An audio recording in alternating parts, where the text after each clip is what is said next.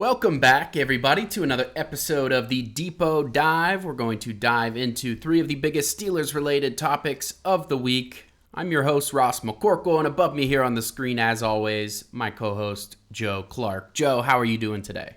I'm doing great. Ready for the show. Ready for, another July Saturday in Steelers land. Or it's Yeah, not Saturday, Thursday. we're getting our days mixed up. It's a Yeah. good start to the show. um, I wanted to plug because I forgot to go over this last week, but Joe is now world famous. He was spotted on the set of HBO's Hard Knocks there for the Giants offseason edition. He was at the Shrine Bowl that they caught you? Yeah. Yeah. That was quite the shock. I was watching it and it was like the Leo DiCaprio meme. I was just like, wait a second. I'm like, is that me?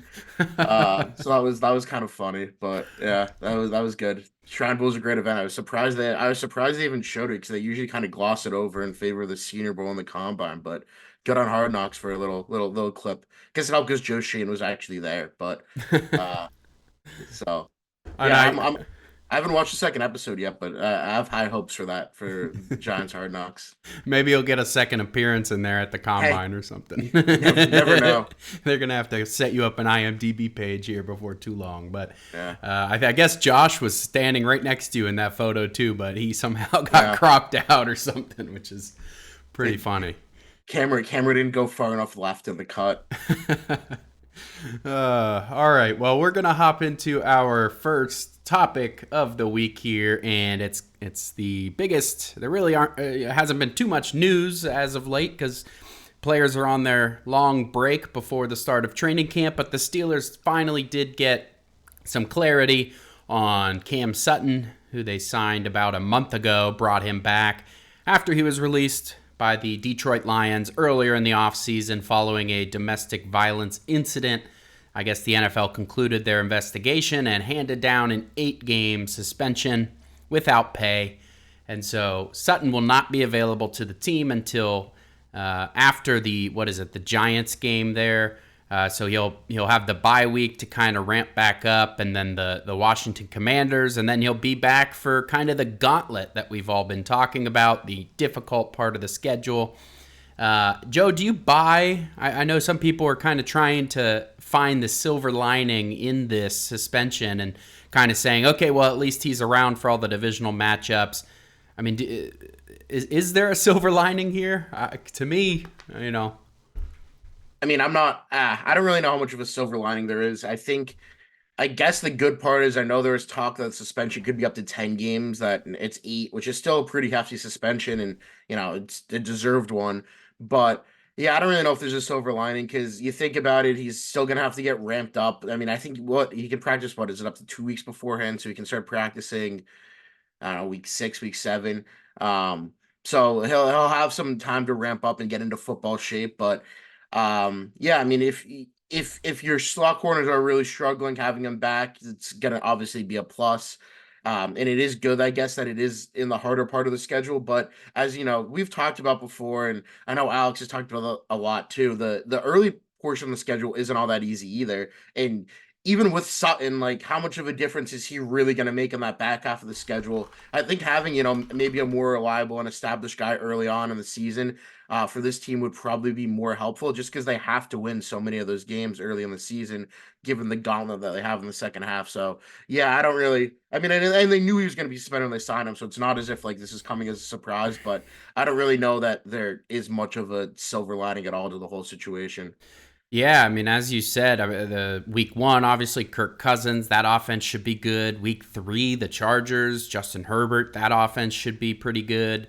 I mean, the Colts, maybe. I mean, Anthony Richardson flashed a little bit last year. Maybe he'll have a good year too now that he's healthy. Cowboys, week 5. I mean, that was what I think that was the number 1 passing offense last year, if not very close. And then the Jets and Aaron Rodgers. And so, yeah, I mean, as far as when you want your secondary to be shored up, that's a lot of good quarterbacks for Cam Sutton to not be available to the team. Now, obviously, with Sutton unavailable, that's going to create some opportunities for some of these younger guys. They have really three main guys. There's four or five of them on the roster, but kind of it boils down to, it seems like, in the opinion of some of the kind of Steelers insiders that observe practice and stuff during the spring, Beanie Bishop Jr., the undrafted free agent, rookie out of West Virginia, Josiah Scott, he's a veteran, and Graylin Arnold, he's a veteran. Between those three, who do you see, I guess, coming out on top, or do you think they're going to go outside the organization? So what I think is interesting is that the same day they signed Sutton, they signed Arnold. So I mean, it could just be total coincidence. It's almost as if that was kind of one of those moves where it's like we know he's going to get suspended. We're giving ourselves another option here. Somebody. Oh, I think he had some flashes with Houston last season. Um, the thing with, but I think Josiah Scott's probably going to end up on top because I mean he was the starting slot for most of the season. The year the Eagles went to the Super Bowl 2 years ago, so he's had that big time experience playing for a team that wants to compete and playing a key role in the slot for them. I love Beanie Bishop, but I think the team might be hesitant to, rely on a rookie undrafted free agent to step in week one as the starting slot. And again, he could have a really good camp and be, kind of head and shoulders above everybody else. And then, hey, I sound like an idiot right now. But I think, as an undrafted free agent, he kind of has more of an uphill battle than the other two guys who kind of have that experience, and especially Scott with almost that full year in Philly. And he did get some, he was started with Pittsburgh last season, then ended up circling back around to Philly. And I think he played in 3 or 4 games last season. So just given his NFL experience, I wouldn't say I'll be surprised if he doesn't come up on top, but I kind of would expect him to be the guy that comes out on top, just given, how much he's played and that he's played, for teams that have been performing at a very high level. Yeah, and Josiah's a very good point. I mean, the fact that he was with the team last year, none of the other guys can say that. So he has at least some experience in what they're trying to accomplish on defense and some of the calls and everything like that. I think if you just look at last season, Arnold actually played a little bit more snaps than Scott did. Scott ended up getting signed off the Steelers practice squad. Was it back to the Eagles? Yeah, back to Philly. And so he played some snaps there towards the end of the season, but after that 3-game window of, you have to keep a guy that you sign off the practice squad for a certain amount of games, he did end up kind of going back to their practice squad. So he really only played a few games last year. Arnold, he didn't play a ton, but he played a little bit more. But if you're talking about their whole career, they both entered the league in 2020. Scott, 577 total snaps, 453 in the slot, and Arnold, 228 total snaps, 149 in the slot. And so, when it comes to the slot in particular, a lot more experience on the part of Scott. And I think this morning, Mark Cabali of The Athletic, in one of his kind of pre-training camp, full roster preview type articles, he did say that Scott was receiving the starting slot snaps at spring practices prior to Sutton being signed. And so, unless they sign somebody off the street, we can probably expect Scott to get the first crack at things when they get to training camp here which is 2 weeks from today, they report, I think, something like that. 24th or 25th. So it's coming up. Coming up quick. And so, Josiah Scott will presumably have that first opportunity. Beanie Bishop Jr., he's somebody who, interests me. I guess hesitate to say that he could win the job just because he is a undrafted rookie, but 20 pass breakups last year, 4 interceptions last year. He's very feisty. He can tackle. And so, I think he does have at least an opportunity, and really whoever wins this job has a big opportunity ahead of them. Presumably would be starting for 8 games in the slot. And I think the Steelers spend about, 35% of the time in nickel packages. And so these players, whoever wins this job, will be playing quite a bit. I don't know. Mike Florio of Pro Football Talk speculated that Sutton could even be cut, which I don't know if I agree with this, but he speculated, hey, if the Steelers get to week 9 and, one of these guys has stepped up, could they just deem Sutton, they don't need him anymore? I don't know if I buy that. Where do you come in on that? Yeah, I don't really know how much sense that makes. I mean, from the perspective of, oh, that somebody's playing well, like we'll cut him, and like I don't really understand why you would cut him, because even if somebody is playing well, you still have another option. If you cut him, I mean, you risk somebody else picking him up. I don't know if anybody necessarily would, given the circumstances, but then you're risking an injury. It doesn't hurt to have that extra body on the roster, even if, let's say, a Scott or a Bishop or whoever wins the job is playing really well at the time. Um, and Fleur was kind of speaking from the perspective of, well, the Steelers can try to like save face by cutting him. I mean, there's really no saving face. They already signed him. Right. He'll be on the roster, and by mid-November it'll be, or yeah, mid-November, October, whenever. I'm not good with months and weeks, but whenever after that week 8 game is, um, the whole thing is he'll be back. It's not gonna cutting him almost brings it more back into the spotlight than it would if you keep him on the roster. And like I mean, we've said before, like I don't love that they signed him. I don't love his comments after they signed him, making it seem like he was a victim in the whole situation.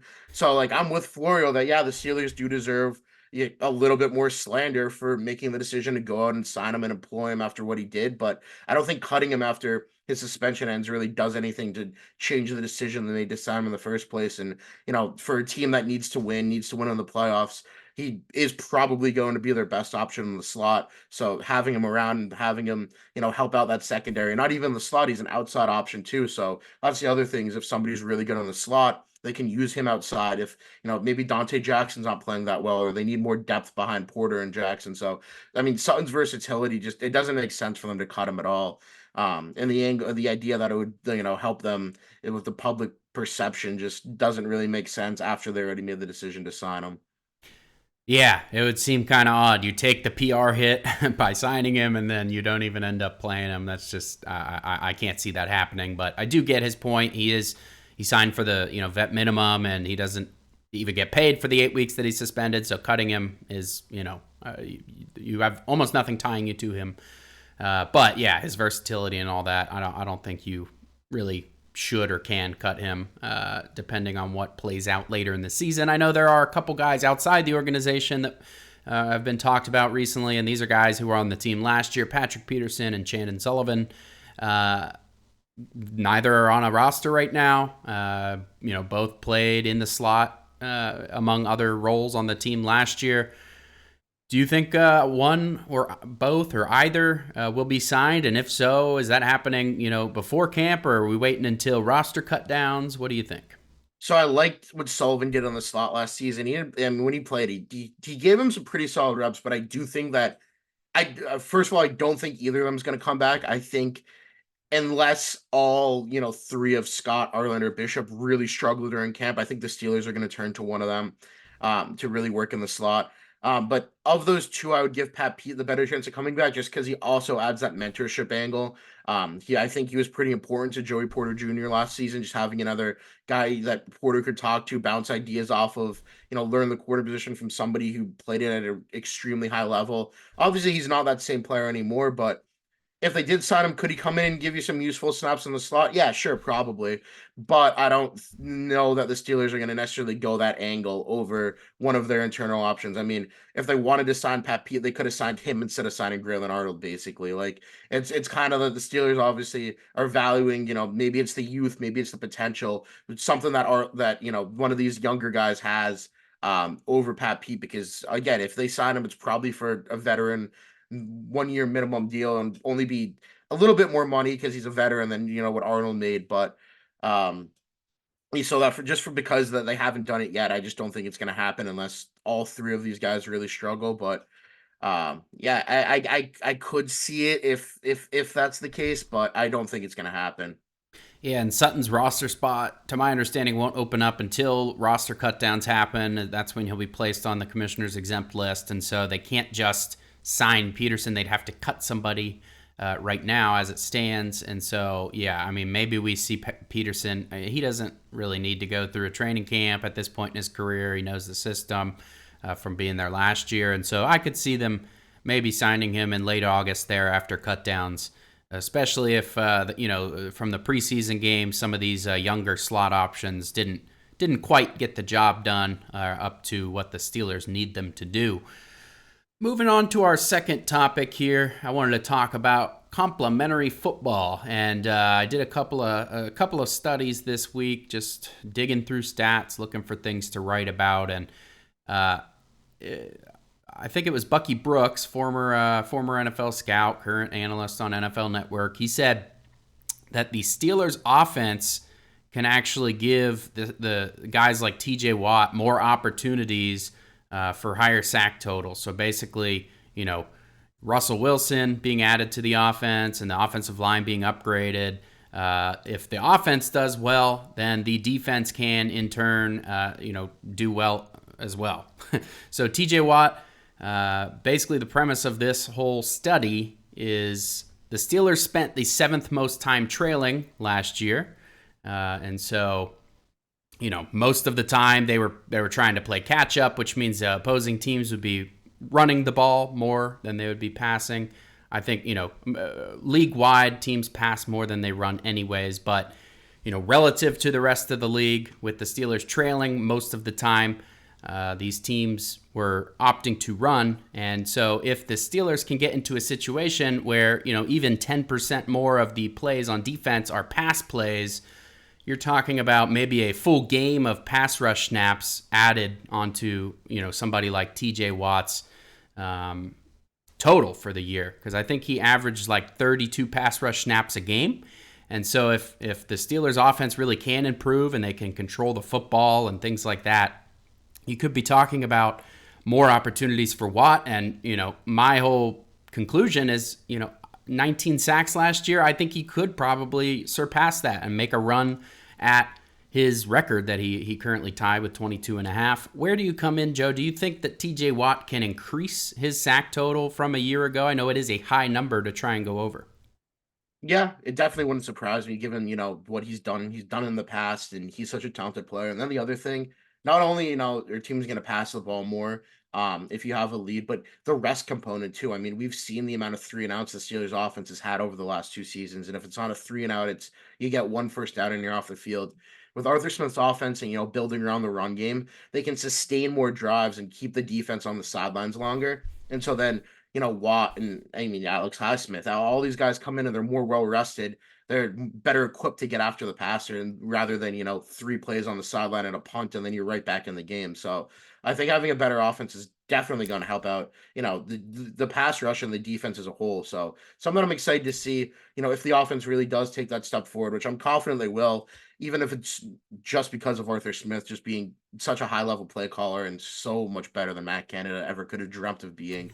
So I'm excited to, like the whole thing, complementary football is going to be huge this season. And I'm excited the defense could be elite, honestly, with how the offense takes even a marginal step forward. Yeah, I think we spend a lot of time looking at, okay, what has actually changed on the defensive roster. And yeah, there have been some upgrades. Patrick Queen, I think Peyton Wilson could play a decent role. You got Deshaun Elliott. You got Cam Sutton when he returns.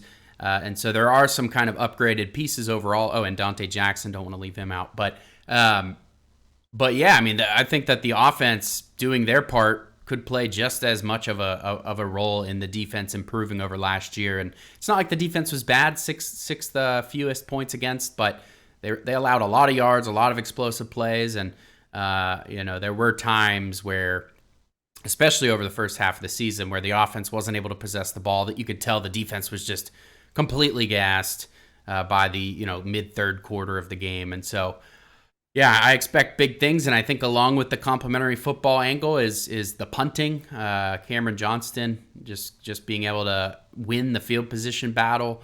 The Steelers were very bad in the field position battle last year, over the last few years, really, with Presley Harvin, and the starting field position was never that great for the Steelers. So all of these things should kind of synergize for the Steelers. And I did want to also speak about inside linebacker sacks. So obviously, you don't always want to have to blitz your inside linebackers to get the pass rush home. Ideally, you can get home with 4-man pressure or 4-man rush there. But a well-timed blitz can really change the course of a drive or of a game even, depending on the situation. And so I was looking at the Steelers' sack totals year over year from the inside linebacker position. And I'm going to run through from 2017 to now how many sacks the inside linebackers had. 2017, 10. 2018, 8. 2019, 6.5. 2020, 7. 2021, 2. 2022, 1. And last year they had 3. And so it's been not a complete linear downward trend, but basically from 10 in 2017 to 6 over the last 3 seasons combined. And so, part of that last year is because the Steelers had a bunch of injuries. I think Quan Alexander was actually getting off to a pretty good start in this. He was bringing a lot of pressure and stuff like that. They were sending him a little bit on the blitz. I think the Steelers sent their inside linebackers the 23rd most in the league last year. I think only 125 pass rush snaps for their inside linebackers. And then you look at the guys they have on the roster now. Landon Roberts, 9.5 sacks since 2020. Peyton Wilson, 15 college sacks since 2020. That was the 4th most in the NCAA for inside linebacker. Patrick Queen, 13.5 sacks since 2020. That is tied for the 5th most in the NFL for an inside linebacker. And so my assertion is basically the will Terrell Austin start to actually use that? They have the guys to do it. Were they not doing it because they didn't think they had the talent in these last couple of years, or were they not doing it because they don't like it? It kind of opens up the offense to be able to do some things in the middle of the field. Do you think that they're actually going to start sending these guys? I sure hope so. I mean, especially with a guy like Wilson and Queen, who's been adept at it, and Wilson's speed. I mean, if he's shooting a gap up the middle, like he goes through, he can shed a block. It's quarterback's not gonna have any time to throw, so I hope they do it more. I think one of the reasons they haven't is just because they necessarily haven't had to with Highsmith and Watt off the edge. You have Hayward in the interior, but last year when Hayward came back from injury, his pass rush wasn't the same. You didn't really get much of a pass rush from the interior defensive line. So, if that happens again this year, and even if you are getting that pass rush, kind of supplemented by sending an inside linebacker every now and then. So I think it's something that would certainly be beneficial, especially with, Wilson's speed. Queen now in the mix. There's a lot of guys that they have that, can certainly fill that role as a blitzing inside linebacker that they should, try to utilize, send a guy every now and then and see what they can make happen. Yeah, 125 pass rush snaps for the Steelers at inside linebacker last year. The number 1 ranked team in that stat, the Detroit Lions, 341. And so, almost triple, coming up on triple how many times the Steelers sent their inside linebackers. And so I think we could see a lot more of that this year, and I sure hope so. Vince Williams in 2017 had 8 alone. And the last 3 years, the Steelers have combined for less than that in total. And so I think there is an opportunity to start to do that. I think they have the guys to do it. Joe, if you want to take it away here on our final topic on the player position rankings that some of the media outlets have put out over the last week.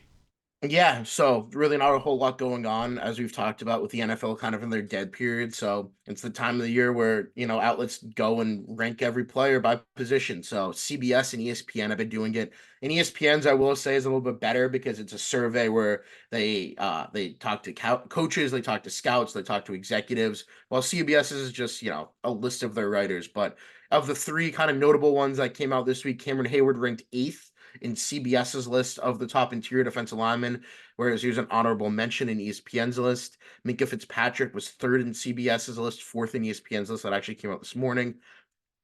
TJ Watt did edge out Myles Garrett and was number 1 in CBS's list, but ESPN had Garrett ahead of him at number 2, although Booker McFarland, who obviously is not a coach, scout, or executive, but he did say he would have put Watt at number 1 due to his array of pass rush moves.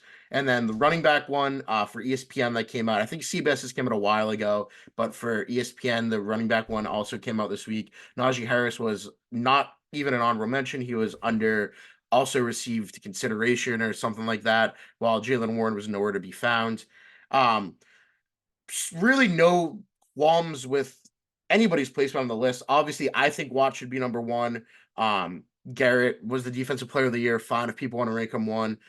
One thing I did find interesting is that Minka Fitzpatrick actually ranked as low as 7 in somebody's list for ESPN, which I don't really understand how you can look at Minka Fitzpatrick and say there's 6 safeties better than him.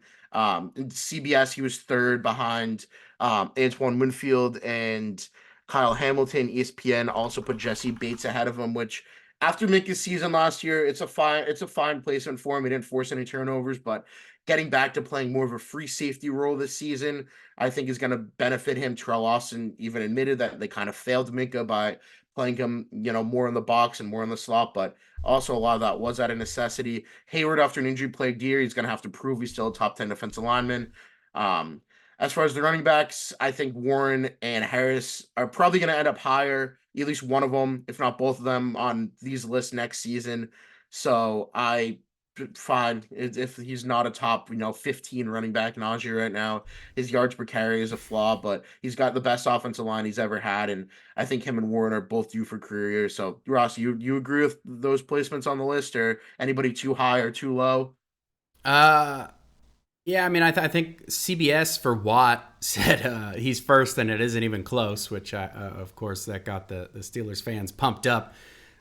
So I think a lot of them agree, obviously. But I think Hayward is an interesting one to me, being eighth in CBS. I mean, if he is healthy, he was double-digit sacks the 2 years prior before he was injured last year, and so I think he certainly deserves to be there. And for a guy like Hayward, who's currently in the middle of a contract situation, we don't know when that'll be resolved, but he's wanting an extension and he wants to be paid like a top player. And we know he reads about himself online because he will sometimes repost our articles and stuff and whatnot and respond to some of those sometimes. So a guy like him seeing, hey, I'm eighth in CBS Sports, top 10 rankings, it just kind of fuels the fire in his own head of, thinking he needs to be paid like a top player. And so that was interesting to me.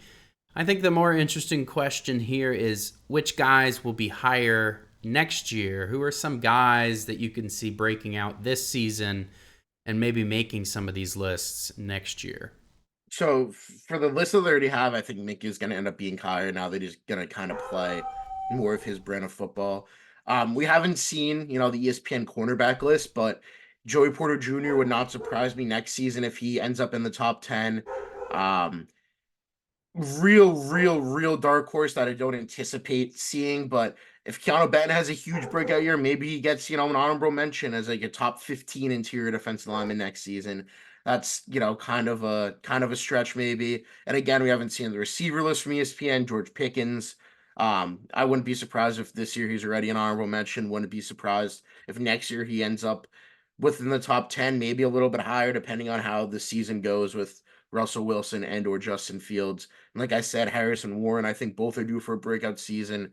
One or both could find themselves on the list, and so yeah, it's going to be interesting. There's some decent young talent in Pittsburgh right now. I'm excited to see what Porter does this season, especially because the Steelers just haven't had that true lockdown corner in a really long time, and he looks like he has the tools to be that guy and could wind up being one of the best in the league. Yeah, I agree. Porter, I was kind of surprised. I mean, I get it. It was just his rookie season. He didn't start the whole year and whatnot. But I was surprised that he wasn't included on some of these lists, even some of the other, more like young player oriented lists that he didn't make. I was kind of surprised by that. And I do think he will earn some of that respect this year if things continue trending the way they are. I mean, he was completely locked down on many of the league's top receivers, something that even some of the best corners I don't think can really do. So he's unique in that way, and if he continues doing that, he'll see himself high up on these lists in no time. I think Benton, Harris and or Warren could find themselves here, especially with how much the Steelers are going to run. Their stats will probably look pretty nice for these lists if everything goes according to plan. I think what we need to see in terms of who needs to end up on this list next year, I don't care who, but one of the offensive linemen needs to find themselves on this list. Maybe not next year, but the year after that. We need to be seeing some of these high draft picks start to, turn into top players in the league. So far, Broderick Jones looked good. He had some flashes, but he also had some big struggles in pass protection. Some of that might have been because he was on the right side out of position. And so, moving him back to the left, is he actually going to take that big second-year jump in his play? A guy like Troy Fautanu, could he emerge? Zach Frazier. I just think one of these offensive linemen, since it's been invested in so heavily, we need to start seeing some of that return, and it would be nice to see one of those guys featured next year, or at least in the next couple of years. Joe, is there anything else here? No, I think we covered that pretty well. All right. Well, that is our show today. We do not have any questions from listeners. We had one that came through, but it was a repeat of another question we had recently answered. Didn't want to double up. So please do send us a question. Leave us a voicemail there. You can call the number at the bottom of the screen, 412-254-3145. Again, that's 412-254-3145. Leave us a voicemail for a chance to have your question answered in a future episode. I did want to plug 2 weeks from today, or roughly there, Alex Kozora will be at training camp as always. So we're going to have detailed practice notes, all of the, breaking down all of the press conferences and interviews and all like that. And so just very exciting coverage coming up here in just 2 short weeks. To stay current on all of that, because they will have some, they call emergency episodes of the Terrible Podcast. If you're listening on YouTube, please do make sure to like this video, subscribe to the channel, turn on the notifications bell so you know when those extra episodes are coming out. Thank you guys for tuning in. I'm Ross, that's Joe, and we'll catch you next time.